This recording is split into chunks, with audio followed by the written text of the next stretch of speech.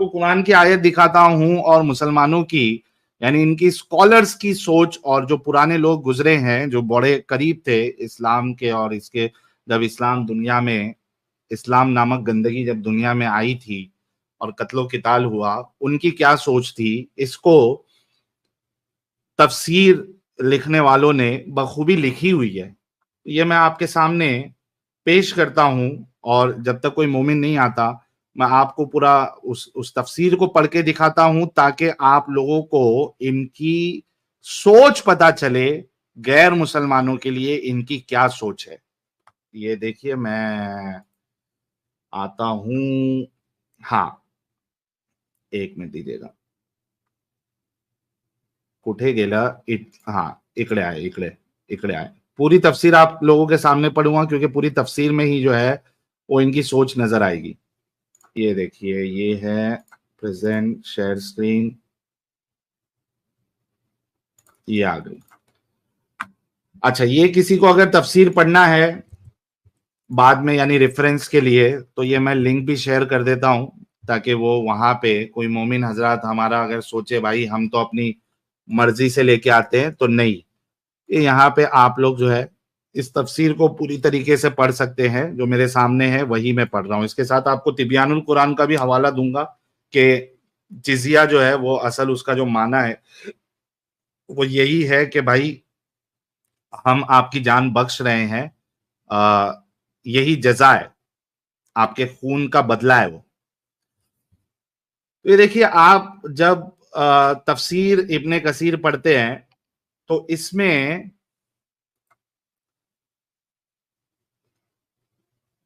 سورہ توبہ کی 28ویں جب آیت پہ آپ آتے ہیں تو 28 اور 29 کی تفسیر جو ہے وہ اسی آیت میں آپ کو مل جائے گی. اردو میں ہے، میں پڑھ دیتا ہوں. تو یہ جو سورہ توبہ کی آیت 28 تھی، یا ایھا الذین آمنوا انما المشرکون نجس فلا یقربوا المسجد الحرام بعد عامهم ھذا وَإِنْ خِفْتُمْ عَيْلَةً فَسَوْفَ يُغْنِيكُمُ اللَّهُ مِنْ فَضْلِهِ إِنْ شَاءَ إِنَّ اللَّهَ عَلِيمٌ حَكِيمٌ.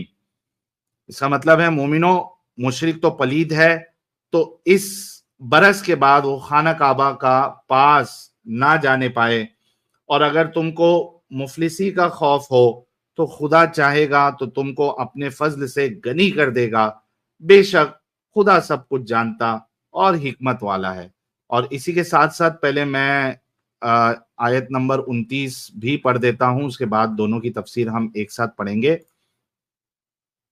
اچھا، یہ 27 ہے، یہ 29 والی آیت کہتی ہے جو آج کا ٹاپک ہے، قاتل الذین لا یؤمنون باللہ ولا بالیوم الآخر ولا یحرمون ما حرم اللہ ورسولہ ولا يدینون دین الحق من الذین اوتوا الکتاب حتی یعطوا الجزیۃ عن ید وہم صاغرون. یہ کہتی ہے جو اہل کتاب میں سے خدا پر ایمان نہیں لاتے اور نہ روز آخرت پر یقین رکھتے ہیں، روز آخرت یعنی ججمنٹ ڈے پر، قیامت کے دن پر، اور نہ ان چیزوں کو حرام سمجھتے ہیں جو خدا اور اس کے رسول نے حرام کی، یعنی جیسے مثال کے طور پر اللہ نے شراب حرام کی، اس کو اگر حرام نہیں سمجھتے، زنا حرام کیا اس کو اگر حرام نہیں سمجھتے، تو ایسے لوگ جو نہیں سمجھتے حرام اللہ کے قانونوں کو یا رسول کے قانونوں کو، تو ان چیزوں کو حرام نہ ان چیزوں کو حرام سمجھتے ہیں جو خدا اور اس کے رسول نے حرام کی ہے، اور نہ دین حق کو قبول کرتے ہیں. یعنی جو اسلام قبول نہیں کرتا، دین حق ایک ہی ہے، وہ ہے اسلام کی نظر میں اور مسلمانوں کی نظر میں. تو جو دین حق اتنی ساری چیز بتائی ہے، کیا کیا چیز بتائی ہے؟ جو ایمان نہیں لاتے، جو آخرت کے دن پہ یقین نہیں رکھتے، جو ان چیزوں کو حرام نہیں سمجھتے جو اللہ اور اس کے رسول نے حرام کی ہے، اور نہ دین حق کو قبول کرتے یعنی اسلام کو قبول کرتے ہیں، ان سے جنگ کرو، ان سے لڑائی کرو، یہاں تک کہ کب تک؟ یہاں تک کہ ذلیل ہو کر اپنے ہاتھوں سے جزیہ نہ دے. یعنی جب تک وہ ذلیل ہو کر اپنے ہاتھوں سے جزیہ دینے کے لیے مان نہ جائے تب تک ان سے جنگ کرو. اب دیکھیے کہ یہ 28-29 کی تفسیر ہم پڑھتے ہیں، کتنی بےغیرتی والی تفسیر ہے، اور جو پورا کانسیپٹ، ارے یہ کون ہے ہمارے حجت المرتدین صاحب جو ہے وہ کمنٹ میں پدھار چکے ہیں. رونق جو ہے، آدھی رونق تو ایسی آ گئی ان کے کمنٹ میں پدھارنے سے. واہ بھائی واہ، کیا بات ہے، مزہ آ گیا. تو اب دیکھیے کہ یہ جو پورا کانسیپٹ ہے، حالانکہ یہاں پہ جو مسلمان اگر غیر مسلم دیش میں ہوتا ہے تو ان کو ایک دم ایکوالٹی چاہیے. ہاں، ایکوالٹی چاہیے، کوئی ہم کو نیچا نہیں سمجھے، برابری کا حق چاہیے، سب کچھ ان کو چاہیے. لیکن کیا وہ وہی سلوک دوسرے لوگوں کے ساتھ کرتے ہیں یا کریں گے اگر اسلامک حکومت نافذ ہو جائے؟ کیا وہ کریں گے؟ نہیں کریں گے. کیوں؟ کیونکہ ان کا جو سو کالڈ سیڈسٹک اور نارسسسٹ خدا ہے وہ ان کو یہ ٹیچنگ دیتا ہی نہیں ہے. یعنی اصل میں جو ہے وہ گنگادھر ہی شکتیمان ہے، شکتیمان ہی گنگادھر ہے. تو جو گنگادھر صاحب تھے، جن کے بارے میں رام گری مہاراج نے کہا تھا کہ جب رول ماڈل ہی اتیاچاری ہو تو ان کے ماننے والوں کو اتیاچار کہاں نظر آئے گا، ہے نا؟ تو آج ہمارے مومن حضرات کو یہی بتانا ہے کہ کیا وہ ایکوالٹی پہ یقین رکھتے ہیں، اور جب اگر اسلامک شریعت نافذ ہو جائے. اور گنگادھری شکتیمان بھائی کہہ رہے میرا نام بدنام مت کرو. میں تو بیسٹ رول ماڈل کی بات بتا رہا ہوں، گنگادھری شکتیمان بھائی. تو بیسٹ رول ماڈل جو ہے وہی اللہ ہے، اور اللہ ہی بیسٹ رول ماڈل ہے، حالانکہ وہ بیسٹ رول ماڈل ہے نہیں. تو جو اتیاچاری رول ماڈل کو بیسٹ رول ماڈل مانے گا، وہ پھر اس کے نزدیک یہ ایکوالٹی انیکوالٹی یہ سب کوئی معنی نہیں رکھتا.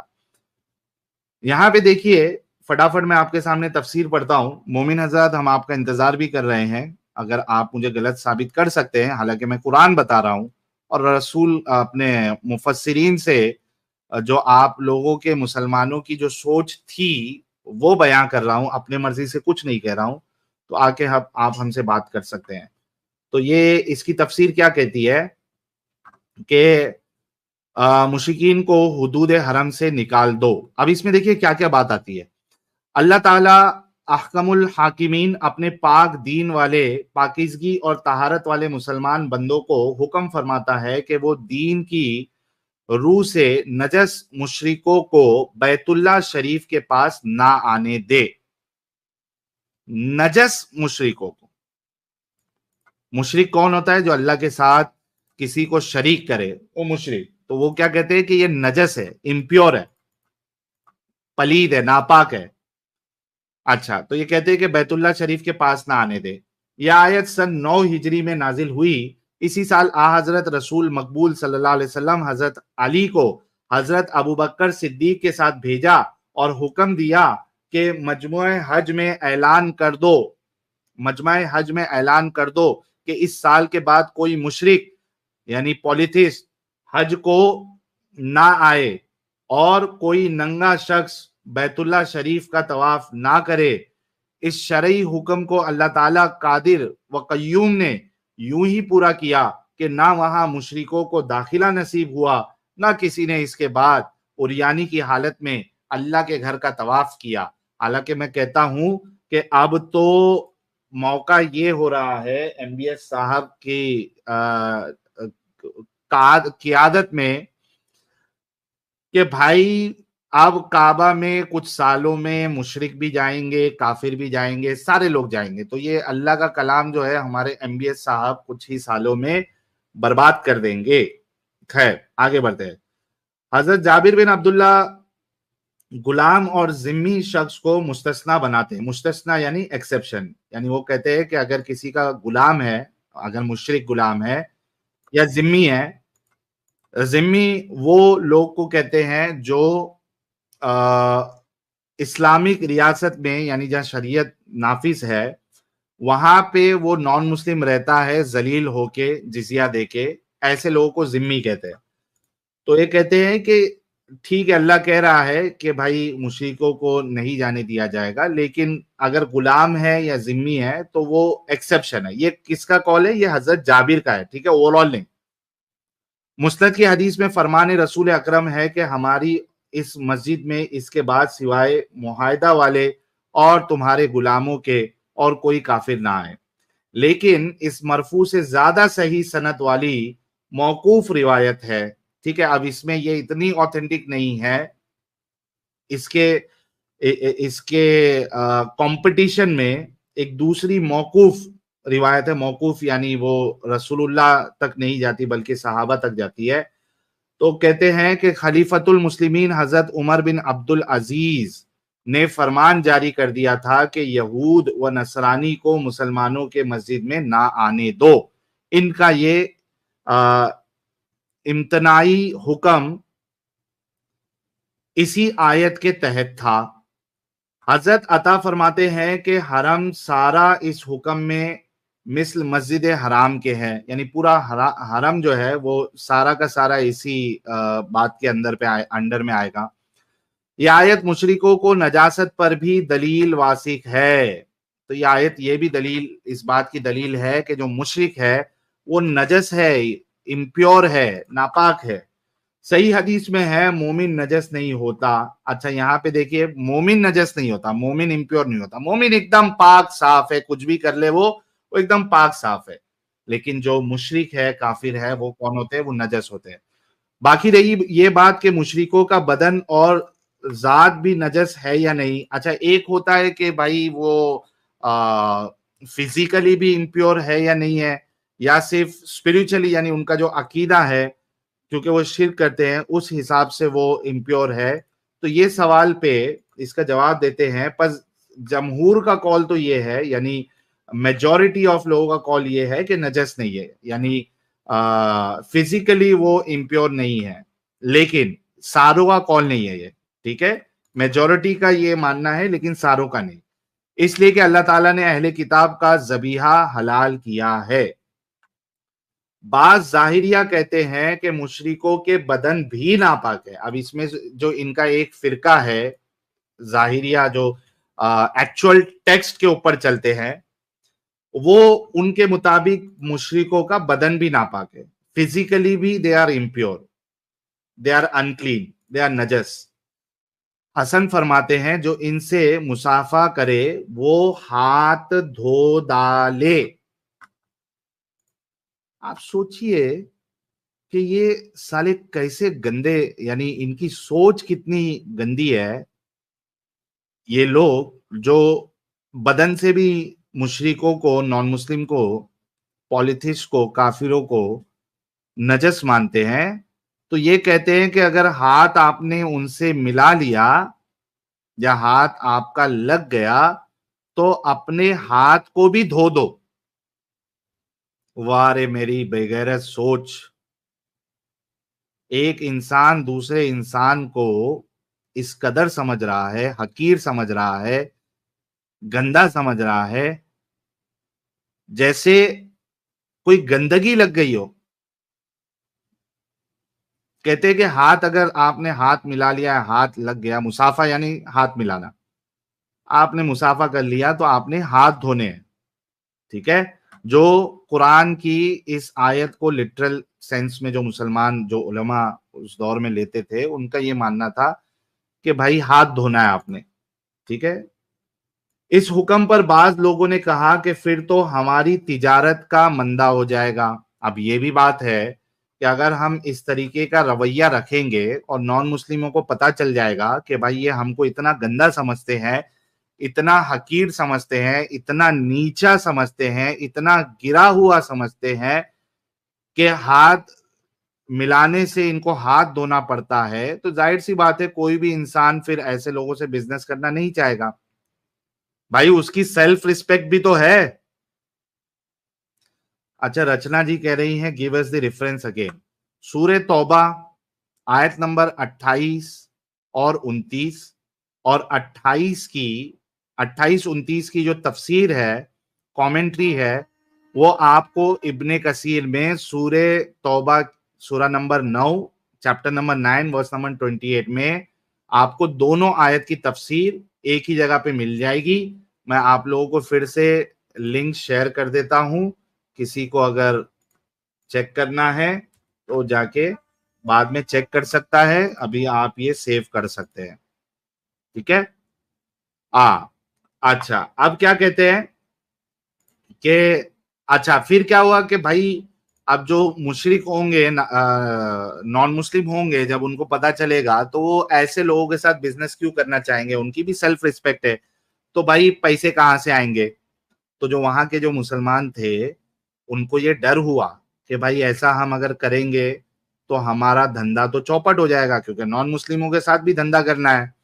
تو اس پہ وہ کیا کہتے ہیں کہ ہمارے بازار بے رونق ہو جائیں گے اور بہت سے فائدے جاتے رہیں گے. اس کے جواب میں اللہ تعالی غنی و حمید فرماتا ہے کہ تم اس بات سے نہ ڈرو. یعنی اگر تم کو اس بات سے ڈر ہے کہ تمہارا بزنس چوپٹ ہو جائے گا, تم غریب ہو جاؤ گے, تم مالدار نہیں بنو گے, تو اللہ کہتا ہے اس بات سے نہ ڈرو, اللہ تمہیں اور بہت سی صورتوں سے دلا دے گا, تم کو دوسرے ذریعے سے دلا دے گا. اچھا, وہ دوسرا ذریعہ کیا ہے؟ تمہیں اہل کتاب سے جزیہ دلائے گا اور تمہیں غنی کر دے گا. تو اصل جو جزیے کا مقصد ہے وہ اصل میں مسلمانوں کا ایک بزنس ہے, پیسے کا ذریعہ ہے, تاکہ مسلمانوں کو پیسہ ملے, اس سے فائدہ مسلمانوں کا. یہ میں نہیں کہہ رہا, یہ آپ کی تفسیر میں لکھا ہوا ہے. وہ تفسیر جس کو ڈاکٹر ذاکر نالائق صاحب کہتے ہیں کہ بھائی سب سے بیسٹ, یعنی بہت اچھی تفسیر ہے, کسی کو اگر تفسیر پڑھنا ہے, حالانکہ مارکیٹ میں اتنے ساری تفسیر موجود ہے, ڈاکٹر ذاکر نالائق صاحب کہتے ہیں کہ ابن کثیر پڑھ لے. ابن کثیر کو تو ہمارے ڈاکٹر ذاکر نالائق صاحب جو ہے وہ پروموٹ کرتے ہیں, لوگوں کو کہتے ہیں کہ تفسیر ابن کثیر پڑھو. اسی تفسیر ابن کثیر میں یہ بات لکھی ہوئی ہے کہ اللہ مومنوں کو مالدار کیسے کرے گا؟ اہل کتاب کے جزیے سے مالدار کرے گا. واہ بھائی واہ, واہ رے میری سوچ, واہ رے میرا مذہب, واہ رے میری انسانیت. پھر کہتے ہو کہ بھائی اسلام انسانیت کا نام ہے, اسلام شانتی کا نام ہے, اسلام پیس کا نام ہے. یہ انسانیت ہے آپ کے اندر, دوسروں کو نیچا دکھا کے, ان سے گنڈا ٹیکس دے کے آپ امیر ہونا چاہتے ہو. اللہ اس طریقے سے امیر کرے گا, اللہ کے پاس دوسرا کوئی ذریعہ نہیں تھا اپنے بندوں کو امیر کرنے کا, یعنی جو مسلمان ہے. اچھا پھر کیا کہتے ہیں, آگے بھی دیکھتے ہیں, ٹینشن نہیں لینے کا. تمہاری مصلحتوں کو تم سے زیادہ رب جانتا ہے, اس کا حکم, اس کی ممانت کسی نہ کسی حکمت سے ہی ہوتی ہے. وہ کہہ رہے ہیں کہ اللہ جب کوئی بات کہتا ہے تو وہ تم سے زیادہ تمہارا حال جانتا ہے, اور وہ جو بات کہتا ہے اس میں وزڈم ہوتا ہے. حکمت یعنی وزڈم ہوتی ہے. کسی چیز کو روک رہا ہے وہ, تو اس میں وزڈم ہے. یہ تجارت اتنے فائدے کے نہیں جتنا فائدہ وہ تمہیں جزیے سے دیتا. بزنس کیا کرتے ہو مومنو, اس میں تم کو کیا فائدہ ہوگا؟ تمہارا تو زیادہ فائدہ اللہ کس سے کرے گا؟ گنڈا ٹیکس سے کرے گا. یہ میں نہیں کہہ رہا, یہ تفسیر ابن کثیر میں یہ بات لکھی ہوئی ہے.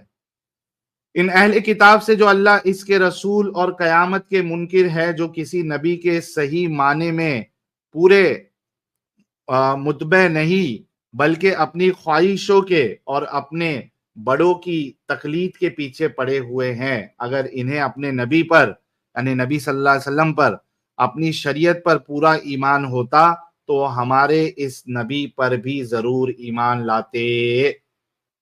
ان کی بشارت تو ہر نبی دیتا رہا, ان کی اتباع کا حکم ہر نبی نے دیا، لیکن باوجود اس کے وہ اس اشرف الرسول، ابھی تعریفوں کے پہاڑ چالو ہو گئے، اشرف الرسول، سب یعنی رسولوں میں سب سے اشرف، سب سے بہتر، سب سے زیادہ رتبہ رکھنے والے، وہ کہتے ہیں کہ بھائی یہ لوگ جو نان مسلم ہیں یہ ہمارے نبی یعنی رسول لاسٹ میسنجر اسوۃ حسنہ بیسٹ رول ماڈل پر ایمان لاتے وہ، کیونکہ پرانی کتابوں میں بھی باقی رسولوں نے بھی ان کے بارے میں بتایا ہے کہ ان بیسٹ رول ماڈل کو، بہترین نمونے کو آپ نے فالو کرنا ہے، تو انہوں نے نہیں کیا، تو اب کیا ہے، ان سے گنڈا ٹیکس لیا جائے گا۔ اوکے، پھر کہتے ہیں کہ انکاری ہے، پس اگلے نبیوں کی شرعی اگلے نبیوں کی شرعی سے بھی دراصل انہیں کوئی دور کا سروکار بھی نہیں، اسی وجہ سے ان نبیوں کا زبانی اقرار ان کے لیے بے سود ہے، کیونکہ یہ سید الانبیاء، افضل الرسول، خاتم النبیین، اکمل المرسلین سے کفر کرتے ہیں، اس لیے ان سے بھی جہاد کرو، ان سے بھی جہاد کرو۔ ان سے جہاد کے حکم کی یہ پہلی آیت ہے۔ اس وقت تک آس پاس کے مشرکین سے جنگ ہو چکی تھی، ان میں سے اکثر توحید کے جھنڈے تلے آ چکے تھے، جزیرت العرب میں اسلام نے جگہ کر لی تھی، اب یہود و نصارہ کی خبر لینے اور انہیں راہ حق دکھانے کا حکم ہوا۔ پہلے مشرکوں کو وہاں پہ مارکاٹ ہو گئی، اسلام وہاں پہ نافذ ہو گیا، اب کس کی باری ہے؟ یہود اور نصارہ کی، آس پاس جتنے بھی کفار ہے ان کی باری ہے۔ 109 ہجری میں یہ حکم اترا اور آپ نے رومیوں سے جہاد کی تیاری کی، لوگوں کو اپنے ارادے سے مطلع کیا، مدینہ کے ارد گرد کے عربوں کو آمادہ کیا اور تقریباً 30,000 کا لشکر لے کر روم کا رخ کیا۔ پھر کہتے ہیں بجزز منافقین کے یہاں کوئی نہ رکا سوائے باس کے۔ اچھا، اس میں سے پیارے بچوں، جو کچھ کرنا تھا کر لو، ابو آ رہے ہیں۔ یہ کیا دیکھ رہا ہوں، ہمارے پیارے، ہمارے نیارے، آنکھوں کے تارے، علم کا خزانہ ہمارے ساتھ پدھار چکے ہیں، فرشی سلام کے ساتھ ان کا استقبال کرتے ہیں۔ بہت بہت سواگت ہے آپ کا ایڈم صاحب۔ دھنیہ واد سر، دھنیہ واد، تھینک یو سو مچ سر۔ کیا سر آپ نے تو کریا کرم ہی اٹھایا ہوا یہاں پہ یار، کیا کر رہے ہیں ساحل صاحب آپ؟ واہ واہ واہ واہ ایڈم صاحب، یہ تو وہ تفسیر ہے جس کو ڈاکٹر نالائق صاحب پروموٹ کرتے ہیں۔ ہم نے پچھلی بار مطلب پہلے ایک بار آپ کو ویڈیو بھی دکھایا تھا کہ وہ کس طریقے سے ابن کثیر کو پروموٹ کر رہا تھا۔ کہتے ہیں دی بیسٹ تفسیر جو ہے وہ ابن کثیر کی لکھی ہوئی ہے، ہمارے ڈاکٹر ذاکر نالائق کی طرف سے، بیسٹ۔